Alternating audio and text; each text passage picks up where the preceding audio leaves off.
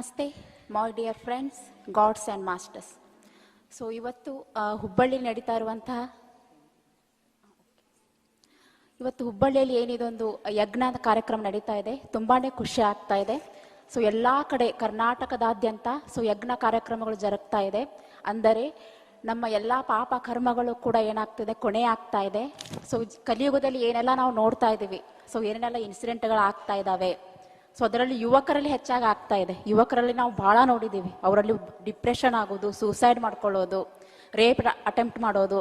ಇವೆಲ್ಲ ಏನಾಗ್ತಾ ಇದೆ, ಇವೆಲ್ಲವನ್ನ ಹೋಗಿಸೋದಕ್ಕೆ ಒಂದು ದೊಡ್ಡ ಒಳಿತಿನ ಒಂದು ವೇದಿಕೆ ಸಜ್ಜಾಗ್ತಾ ಇದೆ. ಎಲ್ಲ ಕಡೆನೂ ಯಜ್ಞಗಳು ನಡೀತಾ ಇದೆ. ಇದನ್ನ ನೋಡ್ತಾ ಇದ್ರೇನೆ ತುಂಬಾ ಖುಷಿ ಅನ್ಸುತ್ತೆ. ಒಂದು ಕಾರ್ಯಕ್ರಮವನ್ನು ಹಮ್ಮಿಕೊಂಡು ಎಲ್ಲರಿಗೂ ಈ ಒಂದು ಧ್ಯಾನವನ್ನು ಹಂಚುತ್ತಾ ಅದು ಅಭಿವೃದ್ಧಿಯನ್ನು ಮಾಡ್ತಾ ಇರುವಂತಹ ಈ ಒಂದು ಏನು ಟೀಮ್ ಇದೆ ಕಂಪ್ಲೀಟ್ ಆಗಿ, ಮತ್ತೆ ನಿಮ್ಮೆಲ್ಲರಿಗೂ ಕೂಡ ನಾನು ತುಂಬ ಧನ್ಯವಾದಗಳನ್ನ ಸಲ್ಲಿಸ್ತೀನಿ, ಥ್ಯಾಂಕ್ಸ್ ಹೇಳ್ತೀನಿ. ಯಾಕಂದ್ರೆ ಒಂದು ಒಳ್ಳೆಯ ಸೃಷ್ಟಿಯನ್ನ ನಾವು ಎಲ್ಲರೂ ಕೂಡ ಈಗ ಮಾಡಕ್ ಹೊರಟಿದ್ದೀವಿ, ನವ ಸೃಷ್ಟಿ ಅಂತಾನೆ ಹೇಳ್ಬೋದು. ನಾನು ಧ್ಯಾನಕ್ಕೆ ಬಂದು ಸುಮಾರು 4 ವರ್ಷಗಳಾಗಿದೆ.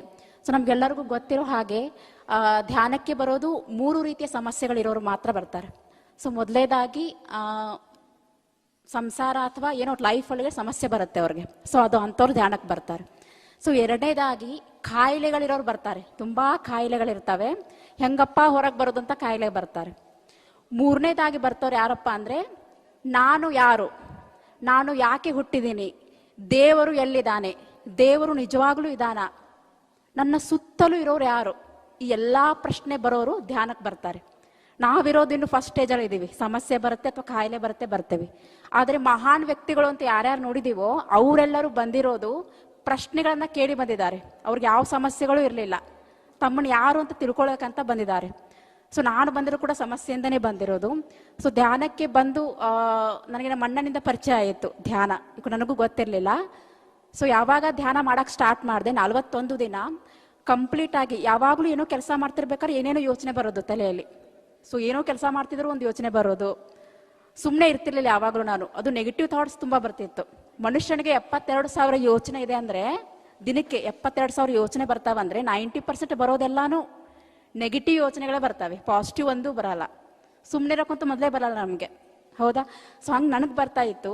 ಒಂದು ಮ್ಯಾಜಿಕ್ ಆಯಿತು, 41 ದಿನ ಮೆಡಿಟೇಷನ್ ಮಾಡಿದ್ಮೇಲೆ ನನ್ನ ಮೈಂಡಿನ ರಿಮೋಟ್ ಕಂಟ್ರೋಲ್ ನಂಗೆ ಸಿಕ್ತು. ನನಗೆ ನಾ ಮಾಡ್ಬೇಕಂದ್ರೆ ಒಂದು ಯೋಚನೆ ಬರ್ತಾ ಇಲ್ಲ. ಒಂದು ಯೋಚನೆ ಬಂದ ತಕ್ಷಣ ಸ್ಟಾಪ್ ಅಂತ ಇದ್ದೆ, ಜಸ್ಟ್ ಹಿಂಗೆ ಸ್ಟಾಪ್ ಅಂತ ಸ್ಟಾಪ್ ಆಗೋದು. ನನಗೆ ವಂಡರ್ ಆಗೋದು, ಇದು ಹೆಂಗೆ ಸ್ಟಾಪ್ ಆಗ್ತಿದೆ ಮೈಂಡು, ಮುಂದೆ ಹೋಗ್ತಾನೆ ಇಲ್ಲ ಮೈಂಡ್. ಅದು ನಂಗೆ ಜಸ್ಟ್ ಆಟ ಆಡಕ್ಕೆ ಸ್ಟಾರ್ಟ್ ಮಾಡಿದೆ. ಯಾವಾಗ ಯೋಚನೆ ಬರುತ್ತೆ ಸ್ಟಾಪ್ ಅನ್ನೋದು, ಒಂದು ನೆಗೆಟಿವ್ ಯೋಚನೆ ಬಂದ್ರು ಸ್ಟಾಪ್ ಅನ್ನೋದು. ಅಲ್ಲಿಂದ ಸ್ಟಾರ್ಟ್ ಆಯ್ತು ರಿಯಲ್ ಜರ್ನಿ, ಧ್ಯಾನದಿಂದ ಸ್ಟಾರ್ಟ್ ಆಯ್ತು ಅಲ್ಲಿಗೆ. ಅವಾಗ ಡಿಸೈಡ್ ಮಾಡಿದೆ, ಕಡೆಯ ಉಸಿರು ಇರೋವರೆಗೂ ಧ್ಯಾನ ನಾ ಬಿಡಲ್ಲ, ಅದರಿಂದ ಸಿಗ್ತಾ ಇರುವಂತ ನೆಮ್ಮದಿ ಎಲ್ಲಿಯೂ ಸಿಗಲ್ಲ. ಅದಾದ ನಂತರ ಎಷ್ಟೋ ವಿಷಯಗಳು ನಂಗೆ ಮೊದಲೇ ಗೊತ್ತಾಗ್ತಾ ಹೋಯಿತು. ನಾನು ಮುಂಚೆ ಎಲ್ಲಿ ಹೋಗ್ತೀನಿ, ಒಂದು ವಾರಕ್ಕಾಗಿ ಎಲ್ಲಿ ಹೋಗ್ಬೋದು ನಾನು, ಕೆಲವೊಂದು ವಿಷಯಗಳು ಸಂಗತಿ ನನಗೆ ವಂಡರ್ ಆಗ್ತಿದೆ, ಹೆಂಗೆ ಗೊತ್ತಾಗ್ತದೆ ಎಷ್ಟೋ ವಿಷಯಗಳ ನನಗೆ ಅಂತ. ಆಮೇಲೆ ಎಕ್ಸಾಮ್ ಬರೆಯಕ್ಕೆ ಹೋದಾಗ್ಲೂ ಕೂಡ ಎಷ್ಟೋ ಕ್ವಶನ್ಸ್ ಆನ್ಸರ್ ಮೊದಲೇ ಗೊತ್ತಾಯ್ತು ನನಗೆ, ಯಾವ ಕ್ವಶನ್ಸ್ ಬೀಳ್ತಾವ ಅನ್ನೋದು ಮೊದಲೇ ಗೊತ್ತಾಯಿತು. ಮಿರಾಕಲ್ ಒಳಗೆ ಬರೆದಿದ್ದೀನಿ ಅದನ್ನ. ಅದಾದ ನಂತರ ನಾ ಜಸ್ಟ್ ಏನು ಗೊತ್ತಾ, ಧ್ಯಾನದಲ್ಲಿ ಕೂತ್ಕೊಂಡು 1 ವಾರಕ್ಕಿಂತ ಹಿಂಚೆ ಅಯ್ಯಪ್ಪ ಸರ್ ನೋಡಿದ್ದೆ ನಾನು. ನೋಡಿದಾಗ ಅವ್ರು ತುಂಬಾ ಚೆನ್ನಾಗಿ ಮಾತಾಡ್ತಾರೆ, ಅವ್ರು ಕನೆಕ್ಟ್ ಆಗಬೇಕು ಅಂತ ಜಸ್ಟ್ ಒಂದು ಥಾಟ್ ತೆಗೆದಷ್ಟೇ. ಧ್ಯಾನದಲ್ಲಿ ಒಂದೇ ಥಾಟು, ನಾ ಪದೇ ಪದೇ ಕೇಳೇ ಇಲ್ಲ ಅದನ್ನ. ಹಂಗೆ ಅನ್ಕೊಂಡು 1 ವಾರಕ್ಕೆ ಧ್ಯಾನ 365 ಸ್ಟಾರ್ಟ್ ಆಯಿತು. ಅಲ್ಲಿಂದ ಜರ್ನಿ ಸ್ಟಾರ್ಟ್ ಆಯ್ತು ನಂದು. ಅವ್ರು ಇಂಗ್ಯಾಂಗ್ ಚಾಲೆಂಜ್ ಕೊಡ್ತಾ ಬಂದರು. ಇಂಗ್ಯಾಂಗ್ ಚಾಲೆಂಜ್ನ ಮಾಡ್ತಾ ಮಾಡ್ತಾ ಎಷ್ಟೊಂದು ಬದಲಾವಣೆ ನನ್ನೊಳಗಾಯ್ತಪ್ಪ ಅಂದರೆ, ಹೊರಗಡೆ ಹೋಗದೆ ಇರೋರು ಹೊರಗಡೆ ಹೋಗಕ್ಕೆ ಸ್ಟಾರ್ಟ್ ಮಾಡಿದೆ, ಮಾತಾಡೋಕ್ಕೆ ಬರ್ದವ್ರು ಮಾತಾಡಕ್ಕೆ ಸ್ಟಾರ್ಟ್ ಮಾಡಿದೆ, ಯೂಟ್ಯೂಬ್ ಚಾನಲ್ಸ್ಗಳನ್ನ ಓಪನ್ ಮಾಡಿದೆ, ಹಲವಾರು ಕಾಲೇಜ್ ಸ್ಕೂಲ್ಗಳಲ್ಲಿ ಹೋಗಿ ಧ್ಯಾನ ಪ್ರಚಾರ ಮಾಡಕ್ಕೆ ಸ್ಟಾರ್ಟ್ ಮಾಡಿದೆ. ಈಗ ಹಿಂದೆ ತಿರುಗಿ ನೋಡಿದ್ರೆ ನನಗೆ ನಂಬಕ್ಕಾಗಲ್ಲ, ಇದು ನಾನಾ ಅಂತ ನಂಬಕ್ಕಾಗಲ್ಲ, ಆ ಒಂದು ರೀತಿ ಬದಲಾವಣೆ ಸ್ಟಾರ್ಟ್ ಆಯಿತು. ಅದಾದ ನಂತರ ಲೈಫ್ ಎಜುಕೇಶನ್ ಕೋರ್ಸ್ ಕೂಡ ಸ್ಟಾರ್ಟ್ ಮಾಡಿದೆ. ಅದು ಕೂಡ ಲೈಫ್ ಯಾವ ರೀತಿ ಭಾವನೆಗಳನ್ನ ಕಂಟ್ರೋಲ್ ಮಾಡೋದು, ಅದನ್ನು ತಿಳ್ಕೊಳ್ತಾ ಬಂದೆ. ಒಂದೇನಪ್ಪ ನನಗಾಗಿರೋದು, ಧ್ಯಾನಕ್ಕೆ ಬಂದ ನಂತರ ಧ್ಯಾನ ಅನ್ನೋದು ಮೈಂಡ್ ಅಲ್ಲಿರುವಂತಹ ಯೋಚನೆಗಳನ್ನ ಖಾಲಿ ಮಾಡುತ್ತೆ. ಅಂದ್ರೆ ಒಂದು ಲೋಟ ಅಂತಿದ್ರೆ ಕಂಪ್ಲೀಟ್ ಖಾಲಿ ಆಗ್ತೇವೆ ನಾವು, ಮೈಂಡ್ ಖಾಲಿ ಆಗತ್ತೆ. ಅವಾಗಲೇ ಸ್ವಾಧ್ಯಾಯ ಮಾಡಕ್ ಸ್ಟಾರ್ಟ್ ಮಾಡ್ತೀವಿ. ಧ್ಯಾನದಿಂದ ಜ್ಞಾನ, ಜ್ಞಾನದಿಂದ ಮುಕ್ತಿ. ಪತ್ರಿಜಿಗಳು ಹೇಳ್ದಂಗೆ ನೀವು ಬರೀ ಧ್ಯಾನ ಮಾಡಿದ್ರೆ ಯೂಸ್ ಇಲ್ಲ, ಆದ್ರೆ ಧ್ಯಾನದ ಜೊತೆಗೆ ಜ್ಞಾನ ಹಾಕೋಬೇಕು. ಎಷ್ಟು ವಿಷಯನ ನೀವು ಒಳಗಡೆ ಹಾಕೋತಿರೋ ಅಷ್ಟು ನೀವೇನಾಗ್ತೀರಾ ಅದನ್ನ ಅಳವಡಿಸ್ಕೋಬೇಕು. ನೀವು ಅದನ್ನ ನಿಮ್ಮ ಲೈಫಲ್ಲಿ ಬರೋ ಪ್ರತಿಯೊಂದು ಸಿಚುವೇಶನ್ ಅಲ್ಲಿಯೂ ನೀವೇನು ಓದಿರ್ತೀರ ಅದನ್ನ ಅಪ್ಲೈ ಮಾಡ್ಬೇಕು ವಾಪಸ್ ಅದನ್ನ. ಅವಾಗ ರಿಯಲ್ ನಾವು ಮಾಸ್ಟರ್ ಆಗ್ತೇವೆ. ಸೊ ಈ ರೀತಿ ಇದ್ದಾಗ ನನಗೆ ಫಸ್ಟ್ ಕನೆಕ್ಟ್ ಆಗಿದ್ದು ಇಂಗ್ಯಾಂಗ್ ಚಾಲೆಂಜ್ ಮೂಲಕ ಪುಸ್ತಕ ಓದಕ್ಕೆ ಸ್ಟಾರ್ಟ್ ಮಾಡಿದೆ. ಸೊ ವಂಡರ್ ಅನ್ನೋ ಹಾಗೆ ವಿವೇಕಾನಂದರ ಪುಸ್ತಕ, ಸೊ ಮೊದಲಿಂದ ಕನೆಕ್ಟ್ ಇದ್ದೆ, ನಾನು ಮೊದಲಿಂದನೂ ಓದ್ತಾ ಇದ್ದೆ. ಬಟ್ ಅಷ್ಟೊಂದು ನನಗೇನು ಎಫೆಕ್ಟ್ ಆಗ್ತಾ ಇರಲಿಲ್ಲ. ಬಟ್ ಧ್ಯಾನ ಮಾಡಿದ್ಮೇಲೆ ಯಾವ ರೀತಿ ಎಫೆಕ್ಟ್ ಆಯ್ತಂದ್ರೆ, ಸೊ ಅವ್ರು ನಾವು ಓದ್ತಾ ಇರೋ ಪ್ರತಿಯೊಂದು ಪುಸ್ತಕನ ಅವ್ರು ನನಗೆ ಓದ್ ಹೇಳ್ತಾ ಇದ್ದಾರೆ, ನಾವು ಓದ್ತಾ ಇಲ್ಲ. ಅವ್ರು ಏನೇನು ಅವ್ರ ಜೀವನದಲ್ಲಿ ಆಗ್ತಾ ಇದೆ ದೃಶ್ಯ ಎಲ್ಲ ನಾ ಕಣ್ಣಾರೆ ನೋಡ್ತಾ ಇದ್ದೀನಿ. ಅವ್ರು ಏನೇನು ಲೈಫಲ್ಲಿ ಅನುಭವಿಸಿದಾರೋ ಎಲ್ಲ ಹೇಳ್ತಿದ್ದಾರೆ ನಂಗೆ. ಅವ್ರು ನಾ ಹಿಂಗೆಲ್ಲ ಅನುಭವಿಸಿದ್ದೀನಿ, ಇಷ್ಟೆಲ್ಲ ಫೇಸ್ ಮಾಡಿದ್ದೀನಿ, ಸೊ ಯುವಕರ ಜೀವನ ಹಿಂಗಿರುತ್ತೆ ಎಲ್ಲ ಪ್ರತಿಯೊಂದು ಹೇಳ್ತಾ ಬಂದ್ರು.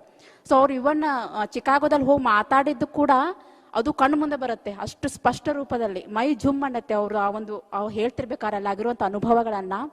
ಸೊ ಈ ರೀತಿ ವಿವೇಕಾನಂದರಿಗೆ ಕನೆಕ್ಟ್ ಆಗ್ತಾ ನನ್ನಲ್ಲಿ ಮೈಂಡಲ್ಲಿ ಸೆಟ್ ಬಂತು. ಏನಪ್ಪಾ ಅಂದ್ರೆ, ಆ ಪುಸ್ತಕನ ಓದ್ತಿರ್ಬೇಕಾದ್ರೆ ಲಾಸ್ಟ್ ಅವ್ರು ಏನು ಉದ್ದೇಶದ ಅಂತ ಹೇಳಿದಾರ ಅವರು, ಆತ್ಮ ಸ್ಮೃತಿ ಅಂತ, ಅದು ನನಗೆ ಮೊದಲೇ ಗೊತ್ತಾಯಿತು.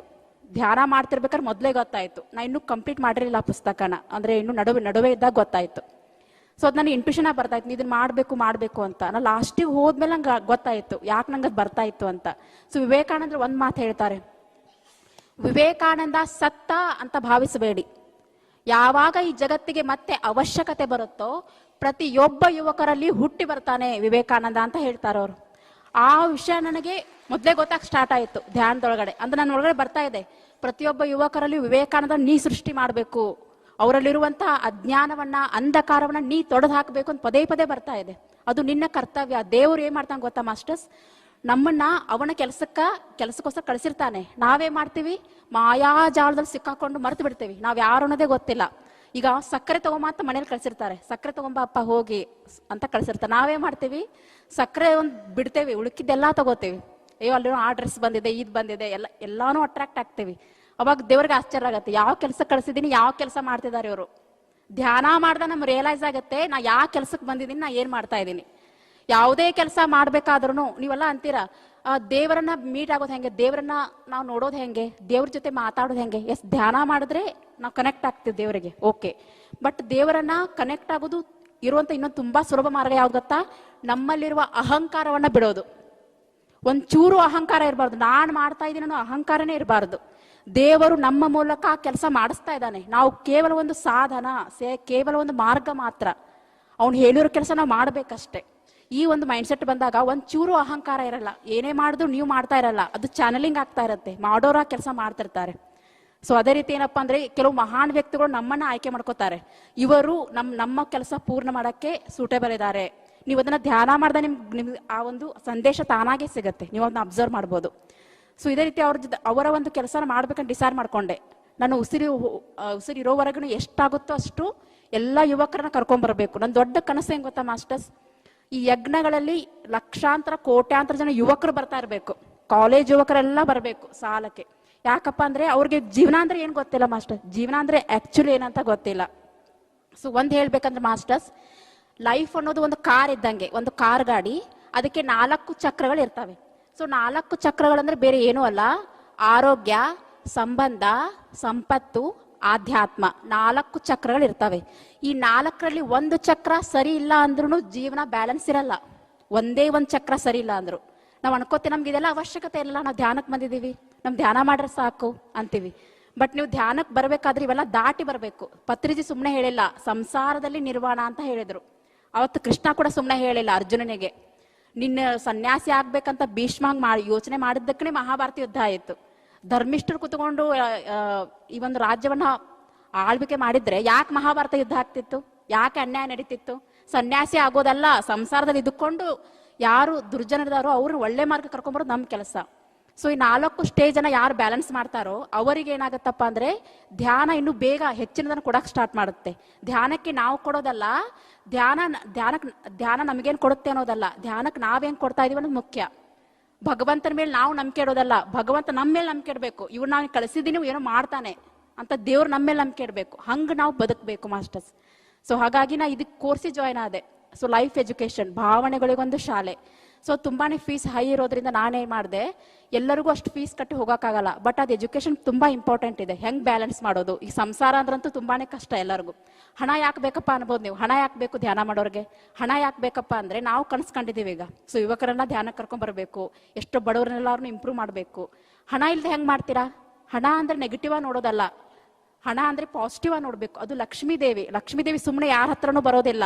ಯಾರ ಹತ್ರ ನಾಲೆಜ್ ಇರುತ್ತೋ, ಸರಸ್ವತಿ ಯಾರ ಹತ್ರ ಇರ್ತಾಳೋ ಅವ್ರ ಹತ್ರ ಮಾತ್ರ ಲಕ್ಷ್ಮಿ ಬರ್ತಾಳೆ. ಸೊ ಹಾಗಾಗಿ ಹಣನೂ ಬೇಕು, ಸಂಬಂಧಗಳು ಚೆನ್ನಾಗಿರ್ಬೇಕು. ನಮ್ಮ ಬರೀ ಗಂಡ ಹೆಂಡತಿ ಅಂತ ಅಷ್ಟೇ ಅಲ್ಲ, ಎಲ್ಲರ ಜೊತೆನೂ ಚೆನ್ನಾಗಿರ್ಬೇಕು, ಅದು ಬಹಳ ಇಂಪಾರ್ಟೆಂಟ್. ಅದಕ್ಕೆ ಕ್ಷಮಾಗುಣ ಇರಬೇಕು, ಆಶೀರ್ವಾದ ಮಾಡುವಂತ ಮನೋಭಾವನೆ ಇರಬೇಕು. ಸೊ ಅವರಲ್ಲಿರುವಂತ ಒಳ್ಳೇದನ್ನ ನೋಡುವಂತ ಕೆಪಾಸಿಟಿ ನಮ್ಮಲ್ಲಿ ಒಳ್ಳೇದಿದ್ದೆ ಇನ್ನೊಬ್ಬರು ಒಳ್ಳೇದ್ ನೋಡ್ತೇವೆ. ನಮ್ಮಲ್ಲೇ ಒಳ್ಳೇದಿಲ್ಲ ಅಂದ್ರೆ ನಮ್ಮ ಜಗತ್ತು ಅನ್ನೋದೇ ನಮ್ಮ ಕನ್ನಡಿ ಇದ್ದಂಗೆ ಮಾಸ್ಟರ್ಸ್. ನಾವು ಹೆಂಗಿರ್ತೇವಲ್ಲ ಹಂಗೆ ಜಗತ್ ಕಾಣೋದು ನಮಗೆ. ನನ್ನಲ್ಲಿ ಕೋಪ ಇದೆ ಅಂದ್ರೆ ಇನ್ನೊಬ್ರಲ್ಲಿ ನಮ್ಗೆ ಕೋಪ ಕಾಣುತ್ತೆ, ನೀ ಕೋಪ ಮಾಡ್ಕೋತಾ ಇದೆ ಅಂತಿರ್ತೀವಿ. ಬಟ್ ಆಕ್ಚುಲಿ ಅವ್ರ ಕೋಪ ಮಾಡ್ಕೊಂಡು ನನ್ನಲ್ಲಿ ಕೋಪ ಇದೆ ಫಸ್ಟ್. ನನ್ನಲ್ಲಿ ಒಳ್ಳೆತನ ಅಂದ್ರೆ ಇನ್ನೊಬ್ರಲ್ಲೂ ಒಳ್ಳೆತನ ಕಾಣುತ್ತೆ. ಸೊ ತಿಳ್ಕೊಳ್ಳೋಂಥ ತುಂಬಾ ವಿಷಯಗಳಿದಾವೆ ಒಂದು ಲೈಫ್ ಎಜುಕೇಶನ್ ಒಳಗಡೆ. ಸೊ ನಾನೇನ್ ಮಾಡಿದೆ ಅಂದ್ರೆ ಒಂದು ಚಾನಲ್ ಓಪನ್ ಮಾಡಿದೆ. ನಮ್ದೊಟ್ಟು 2 ಚಾನಲ್ಗಳಿತ್ತು, ಇನ್ನರ್ ಸೋಲ್ ರಿಫ್ಲೆಕ್ಷನ್ ಮತ್ತು ಯುವ ಧ್ಯಾನ ಶಕ್ತಿ ಅಂತ. ರೀಸೆಂಟ್ ನಾ ಸ್ಟಾರ್ಟ್ ಮಾಡಿದೆ. ಸೊ ವರ್ಕ್ಶಾಪ್ನ ಅತಿ ಕಡಿಮೆ ಅಮೌಂಟ್ ಅಲ್ಲಿ ಎಲ್ಲರಿಗೂ ಸಿಗಬೇಕು ಅನ್ನೋಂಗೆ ನಾ ಸ್ಟಾರ್ಟ್ ಮಾಡಿದೆ. ಸೊ ನಾನು ಯಾಕೆ ಅಮೌಂಟ್ ಹಾಕ್ತೆಪ್ಪ ಅಂದ್ರೆ ನಂದು ಕೂಡ ದೊಡ್ಡ ಉದ್ದೇಶ ಇದೆ. ನಾನು ಕೋರ್ಸ್ ಕಲಿಬೇಕು, ಅದ್ರ ಜೊತೆಗೆ ದೊಡ್ಡ ಗುರಿನ ಹಾಕೊಂಡಿದ್ದೇನೆ, ಯುವಕರೆಲ್ಲ ಕರ್ಕೊಂಡ್ ಬರ್ಬೇಕಂತ. ನಾವು ಬಡವರಾಗಿದ್ಕೊಂಡು ಲಕ್ಷ್ಮಿನೇ ಇಲ್ದೇನೆ ನಾವು ಏನನ್ನು ಮಾಡೋಕ್ಕಾಗಲ್ಲ. That is real fact. So ನಾವೆಷ್ಟೇ ಯಾರನ್ನೇ ಏನೇ ಕೇಳಿದ್ರು ಕೂಡ ಯಾವಾಗ ನಾವು ಹಣ ಸಂಪಾದನೆ ಮಾಡ್ತೀವೋ ಅವಾಗ ನಾವು 4 ಜನಕ್ಕೆ ಕೊಡಕ್ಕೆ ಸಾಧ್ಯ ಆಗತ್ತೆ. ಹಣ ಸಂಪಾದನೆ ಮಾಡೋದು ನಮಗೋಸ್ಕರ ಅಲ್ಲ, ಸಾವಿರಾರು ಕೋಟ್ಯಾಂತರ ಜನರನ್ನ ಬೆಳವಣಿಗೆ ಮಾಡಕ್ಕಾದ್ರೂ ನಾವು ದುಡಿಲೇಬೇಕು. ಇವ್ ನಾವ್ ಹೆಂಗ್ ದುಡಿತೇವೆ ಗೊತ್ತಾ? ಈಗ ನಮ್ಮ ಫ್ಯಾಮಿಲಿಗೋಸ್ಕರ ದುಡಿತಾ ಇದೀವಿ.